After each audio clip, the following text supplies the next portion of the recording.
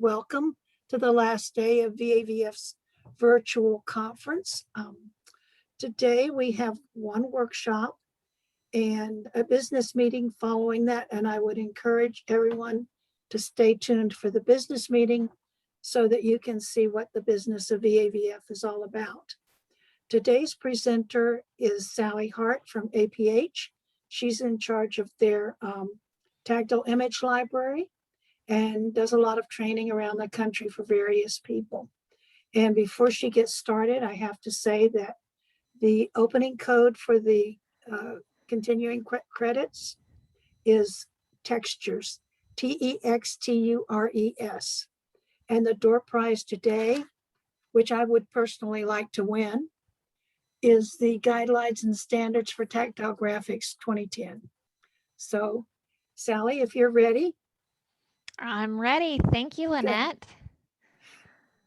I'm grateful that we can all be together. As Lynette said, my name is Sally Hart. And for a description, I am a 40-year-old thin white woman with dark brown pixie cut hair. Lynette covered my role in the braille field. Now, I do ask that as we go through this presentation, I'd like you to go ahead and type in your questions as they come to you so that we won't be missed or passed over. If time allows, there will be a Q&A and there will be periodic questions and breaks throughout. I do love tactile graphics, so let's jump right into today's session on collage. So what are they exactly? A collage tactile graphic, sometimes referred to as a collage master, is produced by layering a variety of materials onto a base, typically the braille paper. They may be produced for a one-time use or copied multiple times by using the thermoform process. And we'll talk a bit about that in a minute. So collage symbols, tooling, and embossed images plus braille may be combined to form these masters. A wide variety of materials and various heights make this method quite effective in conveying information. But before you get to gluing and cutting layers, there are 3 questions to ask yourself every time in order to save time. So number 1, should it be made into a tactile graphic? It can simply not be assumed that a graphic will be made meaningful by merely raising it above the surface of the paper. Number 2, what's the point? What is the reader supposed to do with it, and what are they supposed to gain from this non-textual information? And lastly, number 3, will the graphic be thermoformed? This question determines what materials can and should not be used. So let's take a closer look at each of the questions. So here's our number 1. Should it be presented as a tactile graphic? Ask yourself, is this print image appropriate to produce in tactile form? Is the print graphic really necessary to convey information, or is it just eye candy that adds no value? Does it require visual discrimination that has no counterpart in braille? Because no diagram should be routinely omitted if there is a viable method that can be found to render it. On the other hand, diagrams that do not add additional information, that necessary information may be omitted. So to help you answer, I know the print is small, but I've included it simply to let you know that it exists and that it can help you make those decisions.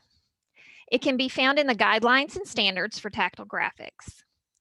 The decision tree is, well, a decision tree where you answer yes or no about the image in question. Your answers to this question will lead to the end result of do not produce a graphic or produce graphic. And we'll do a walkthrough on this next slide. So here we go. Here we have 2 different images to make a choice about. The first image, the one I've numbered number 1 on the left, is an answer choice section with directions that read, circle the picture that ends in the sound the 2 letters make.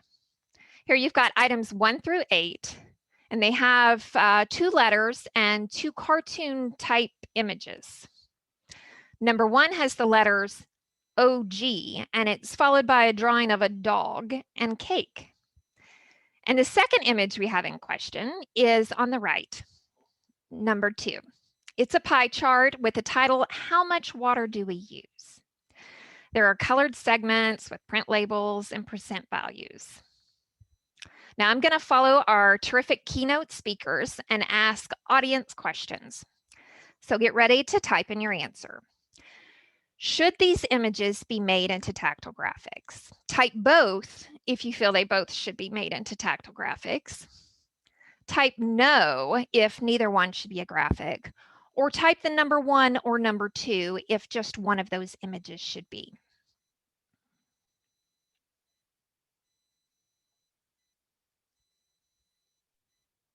So a lot of people are responding, and the majority is saying 2. I see a couple of 1, both, no, but definitely most people are saying 2. Okay, well, let's walk through the decision tree to find the answer. And we'll start with the matching activity, the number 1. So the decision tree questions are as follows. Is the information a repeat of facts in the text? No. Would the information be more meaningful in text form? Well, no. If we use a TN, we're giving away the word and its spelling. So does the graphic require the reader to use visual discrimination or visual perception? Yes, because the purpose of the graphic is to recognize the drawn images and compare the sounds and the words that they represent. So the answer choice, yes, leads us to do not produce graphic. This is not an appropriate activity for a Braille reader. The second image, number 2, that pie chart, we'll walk through it again. So the beginning, is the information a repeat of facts in the text? No. Would the information be more meaningful in text form? No. Tactile representations provide a clearer comparison of information, as in a pie chart or plotted line graph, rather than comparing only the numbers. So the no leads us to, does the graphic require the reader to use visual discrimination or visual perception? No. Next question, is the actual object unavailable, too small, too large, or too dangerous to examine by touch and perceive the details? That was kind of a tricky one for me, but pie charts aren't solid objects, so I'm just going to answer no. Does the reader need the information from the map, the figure, or the graph to participate in discussions, answer questions, complete a task? Yes. The yes leads us to produce graphic. So the answer to that is number 1 should not be made into a tactile, and number 2, the pie chart should be represented in tactile form. Okay, so our second question of the day to always ask yourself, what's the point? Capturing the purpose, the reason why the author included the image in the first place, is the most important thing to keep. The most important thing to include, and without it, your graphic has missed the mark. Simplification to highlight the purpose comes next. So what is the purpose of the image, and how do you find it? Finding the intent is identifying the learning objective. What concept will the reader need to learn from the figure? What task is the reader supposed to do, and how are they supposed to do it? Well, in determining this information, you're going to need to read all the surrounding text, as well as other information, like those questions in the back of the book or the end of the chapter. And if it's possible for you, consult the teacher's guide or other course information. And this will help you in deciding whether the diagram should be produced in tactile form. So again, to help you answer, the use of a planning sheet is recommended for the planning process. Listing the content, the texture, symbols, and the labels help keep track of this information and provide consistency in the graphics throughout your whole transcription. This document would be very helpful for textbook use, and it can also be found in the guidelines and standards for tactile graphics. My memory is not the best, so knowing what I used on previous submissions or like graphics is really helpful to me. And I think it's really nice that the first information you enter is what to include.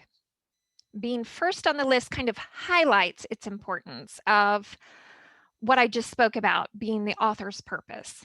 That's where this information goes on the list. So let's design it well. What's the point of this image? What's needed? On the slide, you will see the Braille page. It's less than ideal. It is an exact copy of the print. The ink image is from a math book, and it is on the left. It shows a top view drawing of a grassy field. There are trees and a blue swamp, and there is a road higher on the page. And it has a word problem, and it reads, avoiding the swamp, Marielle was hiking directly toward a long straight road when she encountered a swamp. She turned 65 degrees to the right and hiked 4 miles in that direction to reach the road. How far was she from the road when she encountered the swamp? Now, the less than ideal graphic, which also means this is a very hard to read graphic, not a good representation of the print, and don't make your graphic look like this one, is shown. We've got random circles for trees, a road that is represented by a rectangle with a dashed line in it. Heavy swamp texture where the arc angle gets kind of hard to see. Many things make this overwhelming. Now, all the mathematical information is technically there, but the point of the graphic has been overwhelmed with the artistic details. Guidance from BANA. If you look through enough math books and worksheets, you begin to realize that a lot of the math word problems have mathematical lines that are just placed on top of artistic or real-world images. So look to the guidelines for clues. Angles on a survey map is an example from BANA, and here the trees, the people, the tripods, horizontal line, and other artistic features are not needed. And what you have are clear, simple lines for calculation, and that's what the SimBraille example shows. So let's apply it to Collage. With the artistic details removed, you have a math problem and less of that strange map. The Collage version you see shown on the right is what I did, and they have the materials I used around it. You'll see cardboard, hole punches for the point symbols, and you can even see the little paper clip holder I store them in. This particular paper clip holder has a plastic divide in the middle, so I store circles on one side and squares on the other. I even put a blue circular sticker on the circle side, so I don't have to think too hard. Now, there is untextured Braille paper layer for the swamp. I've used Tombow Mono Aqua Glue, APH line tools for the dashed line, and a softer line tool for the arc and right angle square. I have included the electronic version on the left just so you can see the details. Notice that the road is no longer a rectangular shape. Instead, it is a single thin line. There are no trees to be found. The heavy swamp texture removed makes it no longer the focal point.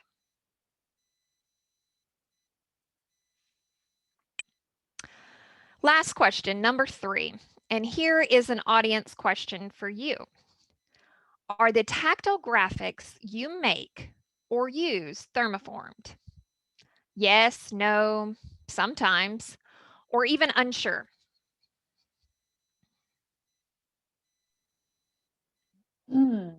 Hi, lots of answers coming in. And let's see, I would say there are more no's than anything else, but we've also got some yeses and sometimes never. So yes, I think no is our majority here. I thought we might have a mix, but if your collage graphic is for mass production, that means they will be saved and used over and over again and used on a thermoform machine. These collage masters are used as a mold for the thermoform copies. The BANA guidelines and standards for tactile graphics refer to them as hard copy collage production for vacuum form duplication. I just call them thermoform. And if it's part of your process, or if you're dealing with thermoform pages, you need to choose materials that are heat resistant. And if you answered unsure about the graphic, then it's always best to use materials that can be used in a thermoform. A few tidbits more about the thermoform. The plastic is sensitive to heat, and the heat buildup in a car under sunshine, especially in Florida, might destroy them over time. So that's not the place to keep them permanently. I know a lot of you all travel, so just know that.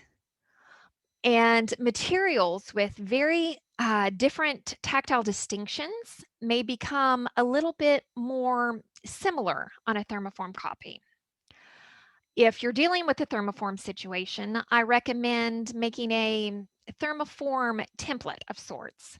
So put different materials side by side that you think you would use together, thermoform it, and that way you have a sheet to know what exactly works well together and what doesn't. You can always use a pencil or a ballpoint pen to write exactly what the material is. There was a question going back to that example that you just shared that had the road and the swampy area. Yes. So Linda is asking, it looks like in that picture that the road is a right angle extending over the swamp, not just a straight line at the top of the page. So would you need to make the road a different texture? So yeah, this one. No, in the math figure, yes, it is a 90-degree angle, which is the clue, and that is just your line. You don't need it being a different texture of sorts, especially not a rectangle shape with another linear symbol running through it. They're just needing to know it for calculation purposes. And here is the guideline example. Like here, they are not including any other than the mathematical information. I hope that explains it well enough.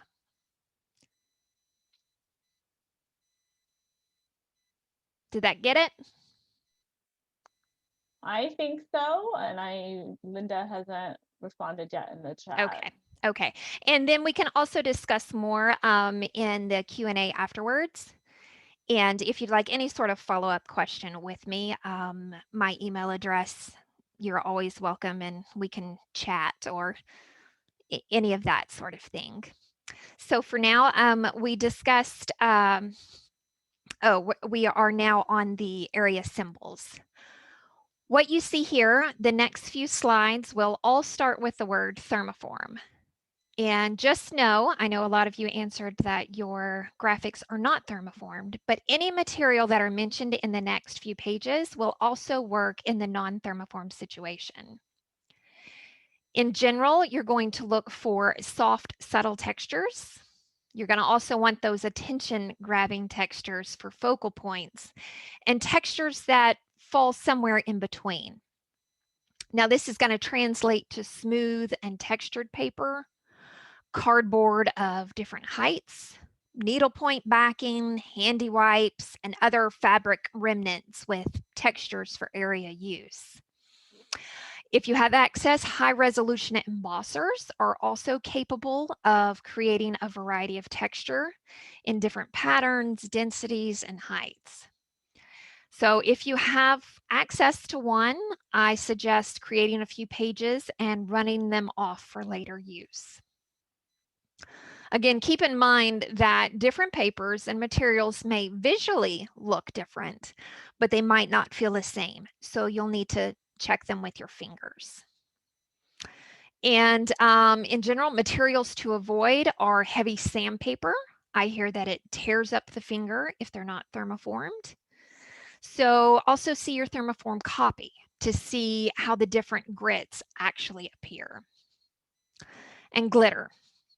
Avoid glitter because it gets everywhere. It will fall off periodically, and especially in the thermoform, come off little by little in each of the run. Linear symbols. Use cotton string, candle wicks, carpet, and crochet thread in different weights and heights. Strips of cardboard, paper or cloth covered floral wire, the spur wheel line tools. Knotted strings are very aggressive due to those high knots. So use them just for a prominent linear symbol when necessary and appropriate. Cardboard strips, as I mentioned, can be used as linear symbols, but no surprise that a cardboard strip doesn't bend very well. So plan for those to be your straight or just slightly curved lines. Another bit is to make sure you understand thread size of the crochet thread when you're buying it online and you can't truly inspect it. Smaller is bigger when it comes to the crochet thread number. Crochet thread is labeled with a number like 3 or 10, and it refers to the thickness of the thread.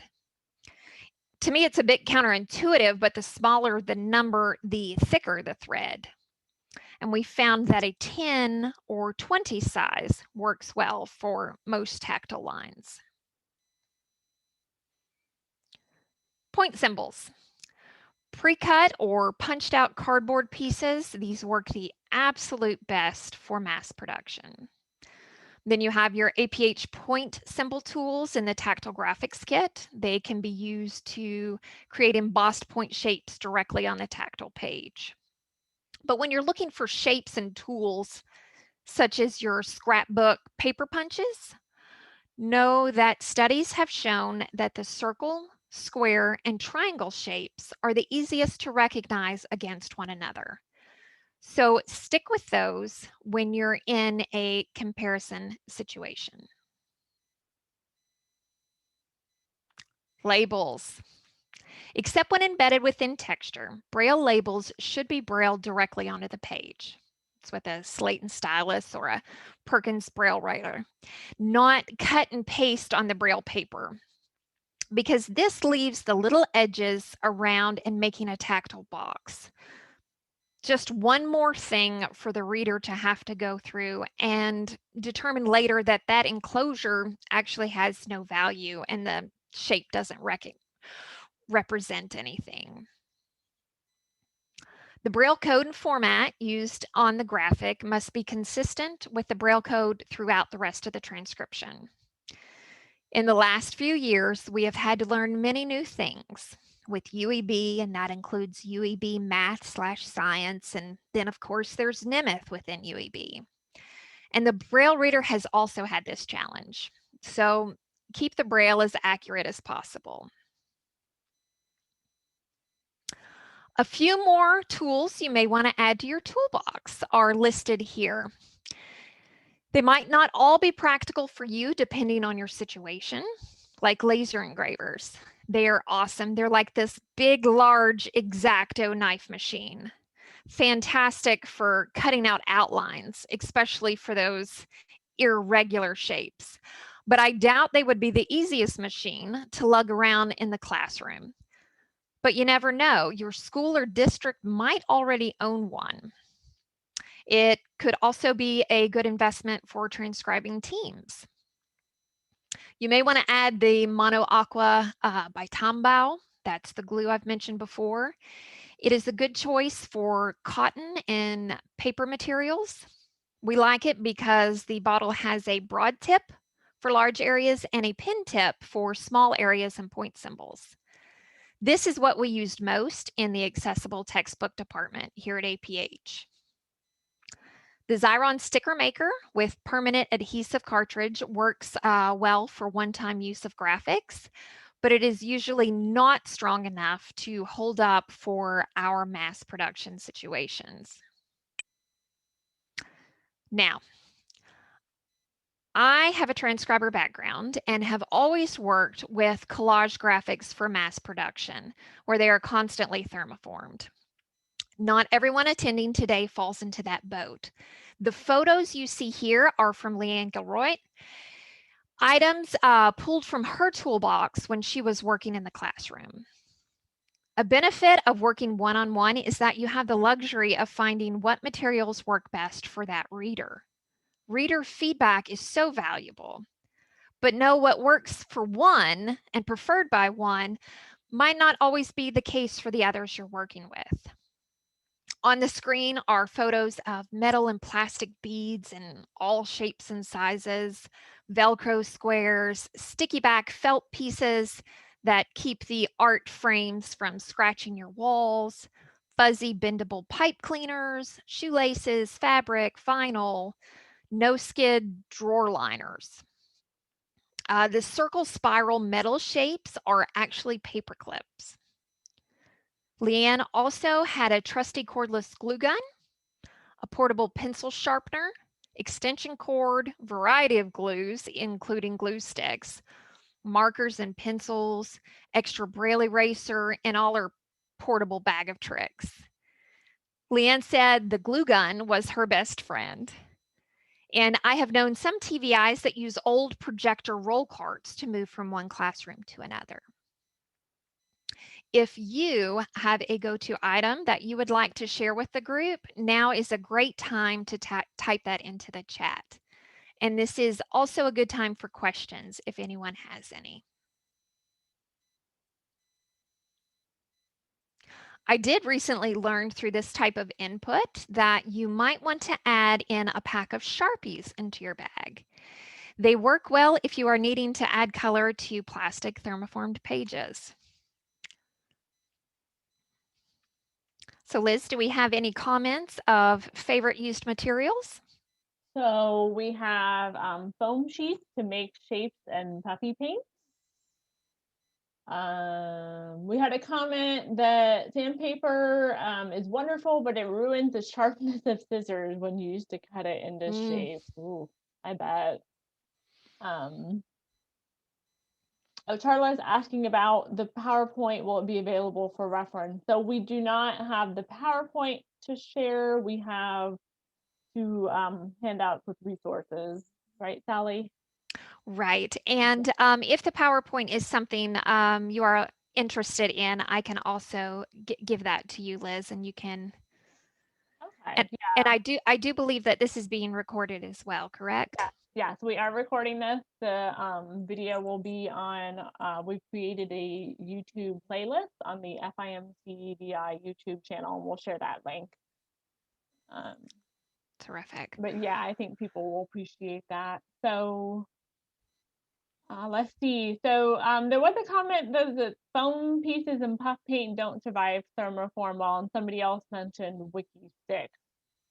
Correct. Yes, and that's why I tried to make the distinction of thermoform materials, which of course can be used by anyone, but the non-thermoform materials, those cannot be used in a thermoform situation. You know, the foam, it's going to melt, it's going to shrink, and it's going to become something that you did not originally intend it to be. And that's the same way with, you know, the puff paint or the glue gun.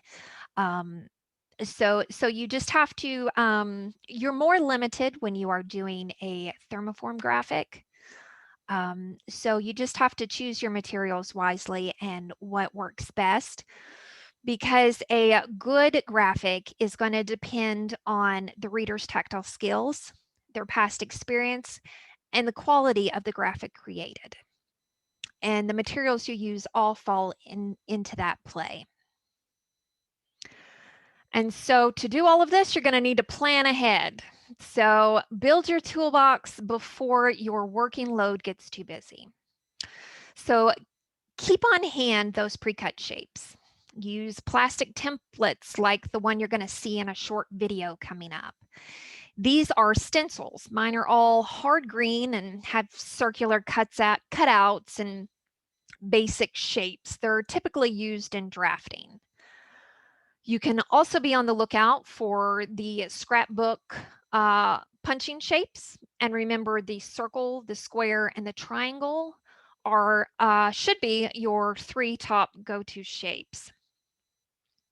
Make your toolbox light enough to move, or you might end up like this poor guy in the photo with boxes everywhere and only his feet exposed. So make it movable. In planning ahead, ask your Braille friends what they do to make their collage life easier. Make lists of where to obtain and buy materials.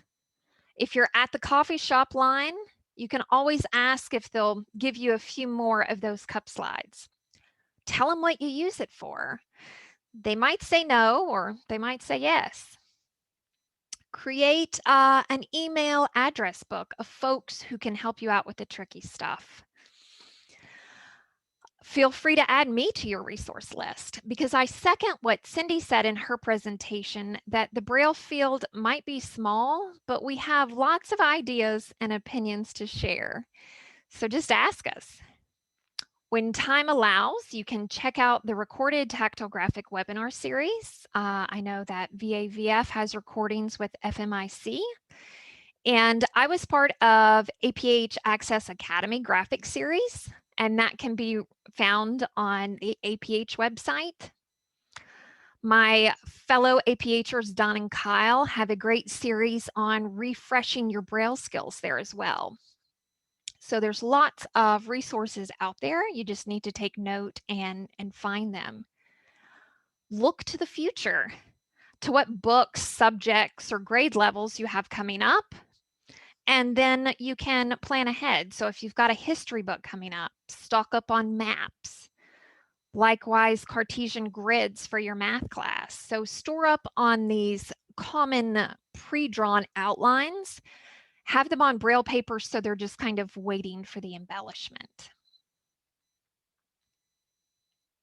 Downloadable templates. The Tactile Graphic Image Library, that's imagelibrary.aph.org. This site should help you with the planning ahead stage because of the downloadable templates. Someone else to add to your contact list is the TGIL, and that email address is tgfeedback@aph.org. Here's how the site works. After establishing an account with the TGIL, you will have access to all the downloadable assets for you to customize to meet your graphic needs and production method. The library's categories are divided into core and expanded core curriculum. We're talking art, mathematics, O&M, science, social studies, all of those and more. Now I can almost hear somebody wondering, can this library and these images work with the collage method? Because it sounds electronic. The answer is yes. Your cameras are off, so you can feel free to jump up and down like the little girl on the screen. But yes, these are electronic files. And yes, I will show you how to use them as a pre-made collage base. And yes, it really is free to sign up, free to use, and free to download any file. And that's even including the 3D replacement parts. So here's how. Let's imagine this animal cell image is what you need to represent tactily. Think back to the beginning of the webinar. Question 1, does it need to be a tactile graphic? Yes. This image is intended to familiarize the student with the parts and the basic shape of the cell. So question 2, what's the point? To show the different components and familiarize the student with the cell. The image provides detailed information about each part, and the image shows their relationship to one another. A braille list can't show that. So question 3, thermoform? Yes, so the materials I use will be able to withstand the heat, pressure, and time. What's going to make this hard for the braille reader to follow? The 3D angled view and the lengthy labels. What's going to make it hard for you as the transcriber or the creator of this image? Well, changing all the views, lots of details, and possibly uncertainty of what and how to show it all. We've all heard the saying, don't reinvent the wheel. So you guessed it. This is where the Tactile Graphic Image Library from the American Printing House for the Blind makes things easy. So what you're going to need to do is visit the library, sign in, or if it's your first time, create an account.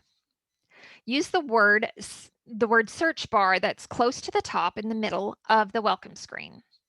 Type in cell, and a list of all the images tagged with that word cell will pop up.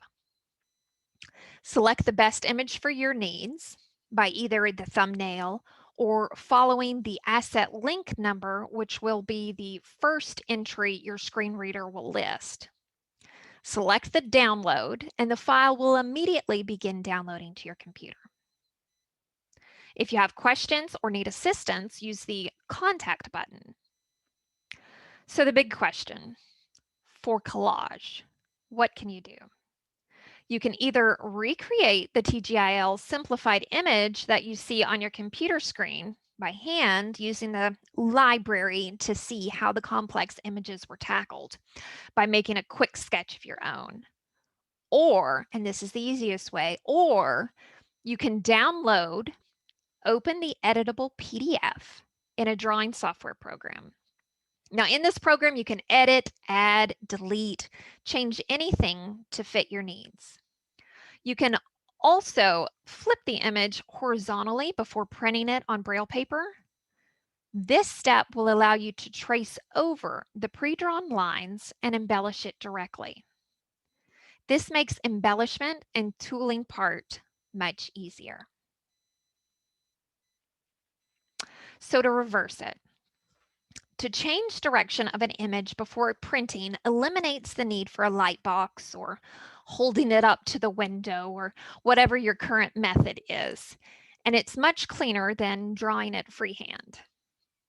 Now, not all images are going to need this step, so a blank Cartesian grid does not require it.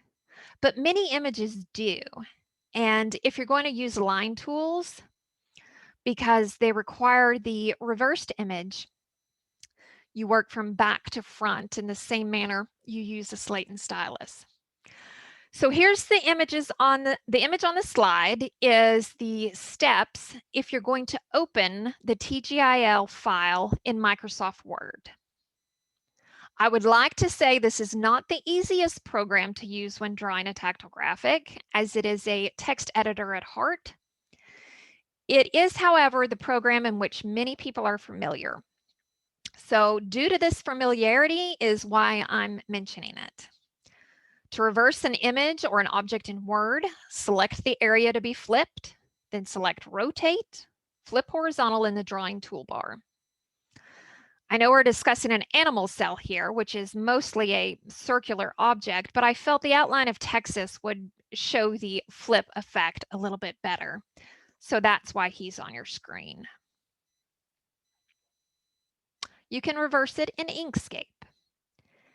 Inkscape is a free drawing software program that can be downloaded at inkscape.org. To reverse an image or object in this program, you select the area to be flipped with the selector tool, select flip horizontal button or the shortcut key H, and I have circled that button in red on the slide here. After the image has been flipped, no matter the program you use, and there are other programs such as CorelDRAW or Adobe Illustrator, I haven't mentioned them here and there's not a slide for them simply because of the price point, and we're trying to stick with the free theme. But this is the time where you would either print or add extra details, but then you're going to print it out on an ink printer. So here is a graphic video. A short video is about to play, and it's going to take that printed ink image and the materials I use to show you how to make the animal cell into collage.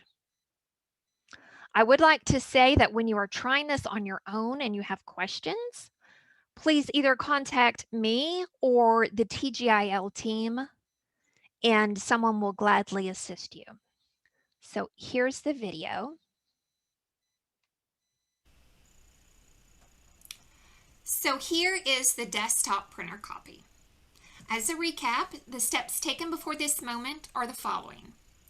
An animal cell asset was downloaded for free from the Tactile Graphic Image Library. The downloaded PDF was opened in a drawing software program, of which the how-to steps were shown in the slides previous. For educational purposes, this is the point inside the drawing program, to change and adapt the image to match what print shows. For this demonstration purpose, I have worked with the TGIL download as is. And here it is. Thick, solid lines of the flipped image of what's available on the library. You may be wondering why it was reversed. Not all images need that step. The reason why I decided to take it for this one was for the braille. When using a slate and stylus, the characters must be formed from right to left. So having this change already marked is easier for me, lowers the margin of error, and in the end, makes the production process faster. To use line tools, often called spur wheels, you must apply them on the back side of the page to have the raised relief on the side that is to be used by the reader. For the outline of the cell membrane, I used the number 1 spur wheel from the Tactile Graphics kit. The number 6 wheel was used on an interior line. We'll turn the image over. Low weight, smooth textures were used for most of the shapes. Both materials are about the same height and both are smooth texture. Different textures are not needed here because of the labels and the very different shape. So why use thin cardboard and cardstock in other places? The reason for the cardboard is because that was the material used in my pre-cut shape. And here's my template. Again, pre-cut shapes will save you time in the long run. As a bonus, the contrasting colors may be useful in non-thermoform situations. There are 2 similar shaped circles used to represent different parts, so a low or soft texture was used for one of them, just to make this distinction clear. This specific texture was created on the Tiger Embosser, and it is a mid-gray solid fill. However, any low texture will work fine as long as you are able to tell the difference between it and any other texture used on the page. Thin string, crochet thread, size 20 to be exact, was used on this graphic. This is the type from the craft store that is typically used to make doilies. Tombow glue was used to adhere the layers. And lastly, here is a thermoform copy. A clean, readable diagram made quicker and easier by the use of templates and pre-cut shapes. This short video is now complete, so back to our session. All right, well, there's my video. Do we have any quick questions? We are going to have a Q&A at the end. There are no questions in the chat at the moment. All right, well then we'll move on through. to proofreading. Not the most exciting part, at least not for me, but it is an important one. Randy Davis had a session on proofreading for this conference, so I'm not going to spend too much time here. There is a proofreading tactile graphics document in your handouts. It was created at APH and compiled by Kyle DeJute, one of the best proofreaders I know. This document has proven useful to me, which is why I am passing it along to you. The first bullet on this PowerPoint is proofreading beforehand. It is much easier to take a moment and pause and double check than to unglue. I can tell you from experience that ungluing really is not a thing. Major design flaws call for an entire redo, and redos are less fun than proofreading. So let's design it well before committing. The Sim Braille page shown is less than ideal. It is an exact copy of the print. This is very much a case of print details distracting and potentially misleading the reader. Are the frog feet spots? What is this bucket? That's a strange shape. What animal is this and what's a leg? The task required is to count objects for simple calculation. So here's our guidance from BANA. We have decided that the purpose of this graphic, the point of the worksheet, is counting. And BANA gives guidance on counting objects. They have even provided an illustration example for this one. And that always makes me happy because I am a visual learner. Now, I've included most of the Sim Braille example on this slide, and I say most because the second Braille page wouldn't fit along with the ink. But know that it follows suit with what you see in the first. If you haven't downloaded a free copy, I highly recommend it. Go to brailleauthority.org. And if you would rather have a hard copy, you can print it, but fair warning, it is really large. However, if you are in Florida, you can use the loan library from FIMC, sorry about that, to borrow a hard copy. And that's on their website, or Liz or Kathy could be able to answer you questions if you're in Florida about that loan library. So following BANA's example in the next slide, I'm going to show a simplified, improved version of our example worksheet. Here we go, a more readable option. To the side are 3 possible ways of showing the frogs with spot in Collage. Now, do not use all of these options at one time. Consistency is very important, and using all of these options for one question is not consistent or helpful. So make a choice and use it for all 4. As you notice in the Sim Braille option, we've got just simplified enclosures with countable dots inside, and that goes for the frogs and that goes for the bucket. You'll also notice that the spider and the frog and the bird have been simplified to highlight the legs, which is the counting object there. Also have added Braille labels to those. Braille and the codes. The Braille on the page is just as important as the string and cardboard, so know your code. When proofreading labels, read the Braille before the ink print. This way you are less likely to skim over the Braille typos. Read dot for dot when you are using a slate and stylus or a manual Braille writer to double check for the reversals.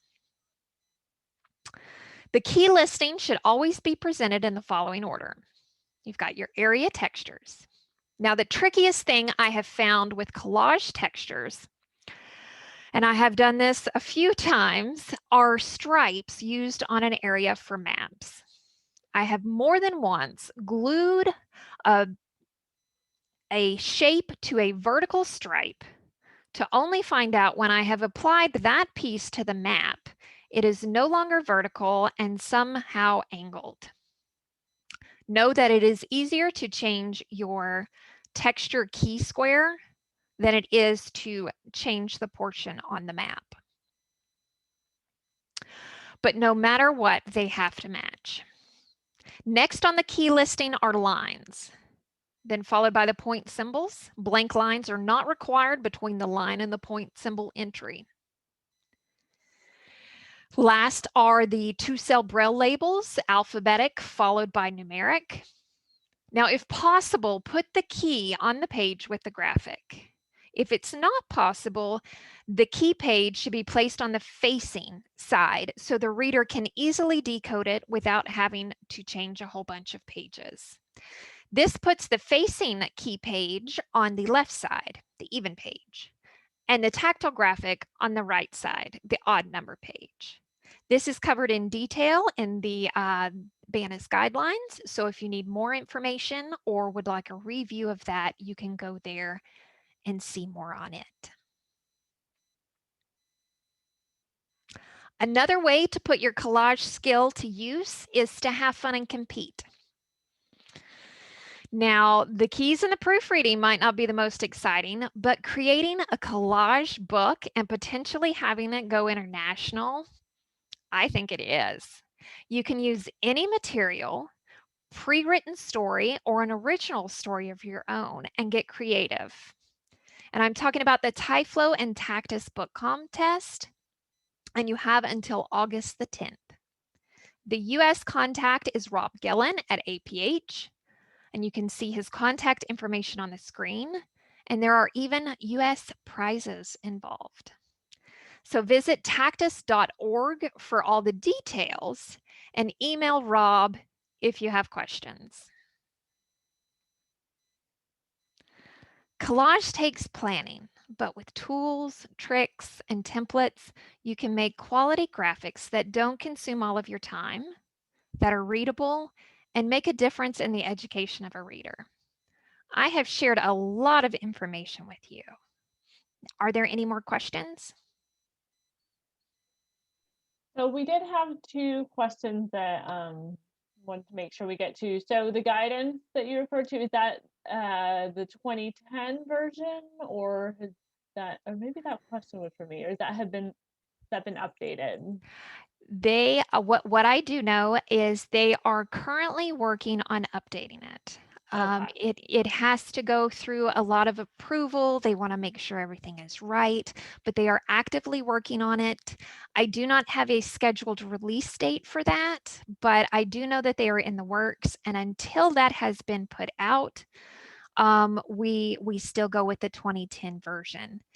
And the basis of making the tactile graphic, the key components and the things to add and the author's intent, that is not going to change.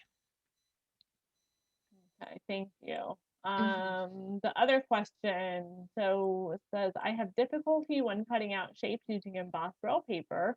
Holding the paper in my hand when cutting often results in the dots getting mashed. Have you discovered a method to avoid this happening? Will you reread that question for me? I will, yes. Okay, so I have difficulty when cutting out shapes using embossed braille paper. So I'm guessing like they've embossed it out, the texture on a high density embosser. Holding the paper in my hand when cutting often results in the dots getting mashed. So do you have a method for preventing this? Sharp scissors is all I know. And you do have to be careful because braille is quite delicate. Another area when doing collage that you're going to have to watch out for that potentially squished dots is the running head, if you have that, and the page numbers.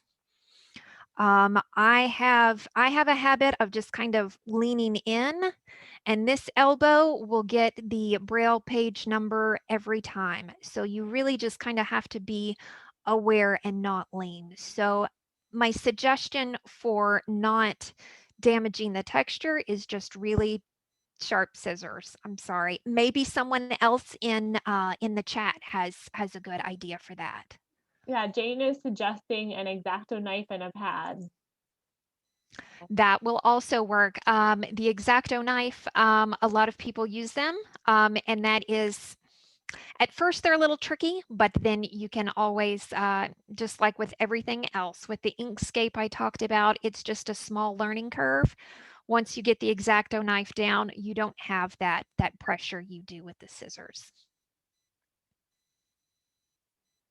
Oh, and Tiffany is saying if it's something like, an arthritis thing or your hands just have difficulty manipulating, if an occupational therapist would have a suggestion. But yeah, I think it's more of an issue of just how do I not hold the part of the page that has braille on it. That makes sense. And that's all the questions we have for now. Thank you, Sally. That's been most informative. I'm a very reluctant tactile graphics doer. So this has been helpful. Thank Well, you. good. I'm glad. And if there are more people out there like you, Lynette, I hope this has shown just kind of some tools and some tricks and some time saving, because I know for all of us, time is pretty valuable and pretty rare. So Yes, I would much rather braille than do tactiles. So thank you. The closing code for this session is touch, TOUCH. And the names for the drawing are, so if you're here, say so in the chat room. Susan Gamble. And Liz will be looking to see if you're on the list. I believe I saw Susan. Oh, no, I guess not. I do not see Susan in the list. Mandy Fusselman, Fusselman. Mandy, no. Nancy Cohen, Cohen. I hope she's here. She's one of mine. Yeah, I see Nancy in our list. So Nancy, if you're here, let us know. Nancy, answer. Yes. Oh, goodness.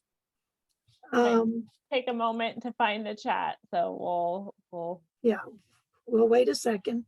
Bye. Wrong Nancy. Yeah. Okay, yeah, so yeah, we have Nancy with a Y is not answering. Yeah, Nancy Cohen. The next one is Joanne Lee.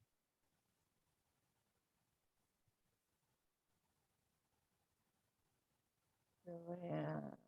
Nope. I'm not seeing a Joanne. Megan, Megan Swanson.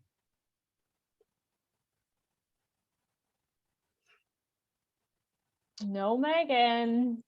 Nancy Meinhardt. Nancy, are you here? I see. So we've got another Nancy, and it looks like she's here. Okay, answer up, Nancy. I've got 3 Nancys in my list. I'm sorry, Liz. I have 3 Nancys in my list, so we'll see if Nancy Meinhardt. Okay. Liz, do you want to just sort of take a stab